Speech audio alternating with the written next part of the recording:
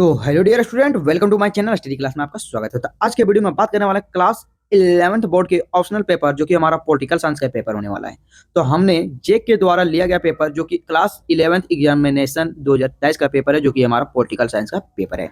तो जितने भी स्टूडेंट हैं इस चैनल पर देख रहे हैं, अगर ये हम लोग को लगभग 40 क्वेश्चन का पेपर होता है।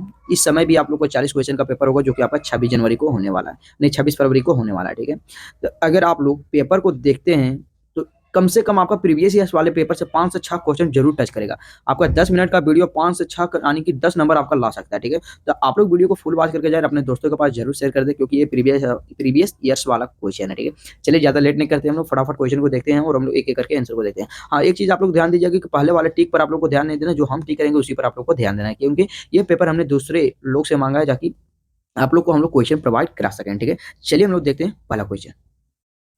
तो पहला क्वेश्चन है हमारा कि विश्व का सबसे पुराना लिखित संविधान कौन सा है। तो वो हमारा अमेरिका का संविधान है, जो कि ऑप्शन नंबर क्या होगा, हमारा सी हमारा राइट आंसर होगा। ठीक है, अगला प्रश्न है कि भारतीय संविधान सभा गठन में निम्न में से किस योजना की सिफारिश पर आधारित था। तो किस योजना की सिफारिश पर था, तो हमारा कैबिनेट मिशन योजना, जो कि 1946 में हुआ था। ऑप्शन नंबर क्या होगा, हमारा डी हमारा राइट आंसर होगा। ठीक है, अगला प्रश्न है कि न्यायालय के किस महत्वपूर्ण निर्णय से में कहा गया कि हमारे मौलिक अधिकारों में कोई कटौती नहीं की जा सकती। तो किसने, तो गोलानाथ केशवा में की जा सकती है, यानी गोलक नाथ केस के मामले, जो कि 1900 हमारा 73 में हुआ था, जो कि ऑप्शन नंबर क्या होगा, हमारा जो सी हमारा राइट आंसर होगा। ठीक है, अगला प्रश्न हमारा भारतीय संविधान की प्रस्तावना के अनुसार भारत की सर्वोच्च सत्ता किसमें निहित है। तो किसमें निहित है, तो हमारा जनता में निहित है, जो कि ऑप्शन नंबर क्या होगा, हमारा सी राइट आंसर होगा। ठीक है, अगला प्रश्न है कि किस संविधान संशोधन द्वारा संविधान के मौलिक कर्तव्यों को शामिल किया गया था। तो हमारा 42वां संविधान संशोधन था, यानी ऑप्शन नंबर क्या है, हमारा डी हमारा राइट आंसर होगा।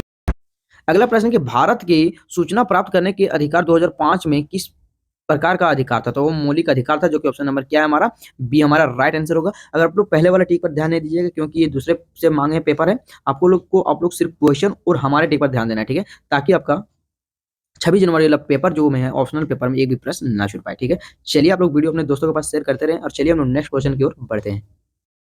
अगला प्रश्न कि भारतीय संविधान में काम के अधिकार को कहाँ शामिल किया गया था। तो हमारा राज्य के नीति निर्देशक तत्व में शामिल किया गया था, जो कि ऑप्शन नंबर क्या है, हमारा बी राइट आंसर है। ठीक है, अगर आप लोग को चैप्टर बाय चैप्टर देखना है तो आप लोग जाकर मेरे पिछले वाले क्लास को देखिए, क्योंकि उसमें chapter by chapter objective question को हम लोग किए हैं और ये हमारा प्रीवियस ईयर्स वाले पेपर है। ठीक है, चलिए अगला प्रश्न है हमारा कि अनुपातिक प्रतिनिधित्व का एकल संक्रमणीय प्रणाली का प्रतिपादन किसने किया था। तो प्रणाली का जो प्रतिपादन था वह किसने किया था, तो हमारा किया था थॉम्स ने। किसने किया था, तो थॉम्स हेयर ने किया था। किसने किया था, थॉम्स हेयर, जो कि ऑप्शन नंबर क्या है, हमारा सी हमारा राइट आंसर होगा। ठीक है, अगला प्रश्न है हमारा कि भारत के चुनाव आयोग का स्रोकर किस चुनाव, यानी जो स्रोकर है किन चुनावों से नहीं, तो हमारा नगर पालिकाएं और ग्राम पंचायत से नहीं, जो कि ऑप्शन नंबर क्या होगा, हमारा डी हमारा राइट आंसर होगा। अगला प्रश्न है कि संविधान के किस अनुच्छेद में वित्तीय आपातकाल का प्रावधान किया गया है। तो किस अनुच्छेद में, तो हमारा 360 में, जो कि ऑप्शन नंबर क्या है, हमारा बी हमारा राइट आंसर है। अगला प्रश्न है कि भारत की पहली महिला राष्ट्रपति कौन बनी थी। जो भारत की पहली महिला थी वो राष्ट्रपति कौन बनी थी, तो प्रतिभा पटेल, जो कि ऑप्शन नंबर क्या है, हमारा सी राइट आंसर है। अगला प्रश्न है हमारा कि किस कैबिनेट के मेहराब की आधारशिला कहा गया। तो किसे कहा गया, तो हमारा प्रधानमंत्री के, जो कि ऑप्शन नंबर क्या है, हमारा बी राइट आंसर है।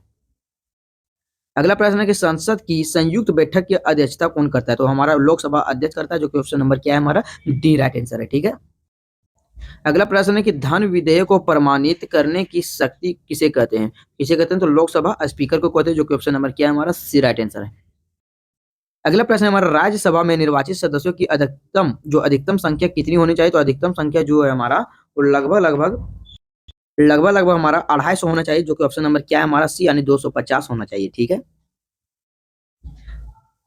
अगला प्रश्न है हमारा कि कानून के शासन के विचार किसने दिया था। तो हमारा एवी डाइसी ने दिया था, जो कि ऑप्शन नंबर क्या है, हमारा बी राइट आंसर है। अगला प्रश्न है कि इस समय भारत में कुल कितने उच्च न्यायालय। तो हमारा कुल 25 उच्च न्यायालय, जो कि ऑप्शन नंबर क्या है, हमारा ये हमारा राइट आंसर, जिसमें हाई कोर्ट की बात हो रही है। ठीक है, हाई कोर्ट कुल कितने हैं, तो हमारा 25 है। ठीक है, अगला प्रश्न है कि भारतीय संघात्मक व्यवस्था में अवशिष्ट शक्ति किसके पास है। तो किसके पास है, तो हमारा संसद के पास है, जो कि ऑप्शन नंबर क्या है, हमारा सी राइट आंसर है।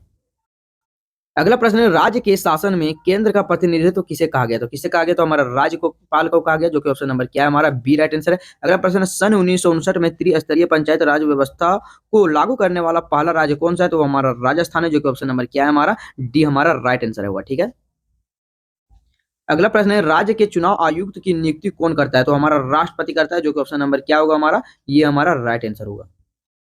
अगला प्रश्न है कि भारतीय संविधान के संशोधन प्रक्रिया किस देश का प्रभाव है? तो किस देश का प्रभाव है? तो हमारा दक्षिण अफ्रीका का प्रभाव है। ऑप्शन नंबर सी हमारा राइट आंसर होगा। अगला प्रश्न है कि भारतीय संविधान के 73वें संशोधन से संबंधित है, तो क्या संबंधित है? और पंचायती राज व्यवस्था, जो कि ऑप्शन नंबर डी हमारा राइट आंसर होगा। अगला प्रश्न है आधुनिक राजनीति वैज्ञानिक कौन है? तो कौन है? तो हमारा डेविड ईस्टन है, जो कि ऑप्शन नंबर क्या है हमारा, डी हमारा राइट आंसर है। अगला प्रश्न है रिपब्लिक पुस्तक किसने लिखी? तो रिपब्लिक पुस्तक प्लेटो ने लिखी, जो कि ऑप्शन नंबर बी हमारा राइट आंसर होगा।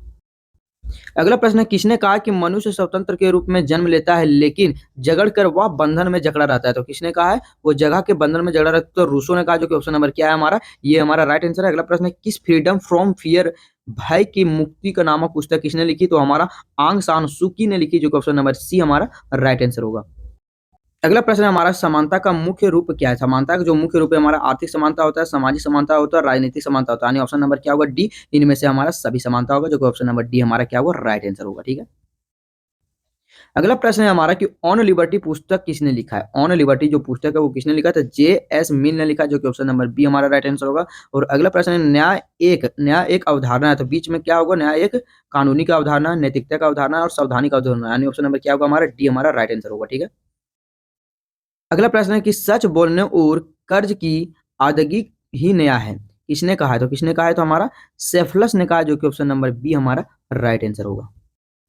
अगला प्रश्न है कि संघ और संगठन बनाने का अधिकार किस प्रकार का अधिकार है? तो किस प्रकार का अधिकार है? तो हमारा नागरिक अधिकार है, जो कि ऑप्शन नंबर डी हमारा राइट आंसर है। और अगला प्रश्न है कि काम का अधिकार किस प्रकार का अधिकार है? तो हमारा मौलिक अधिकार है, जो कि ऑप्शन नंबर डी हमारा राइट आंसर होगा। ठीक है।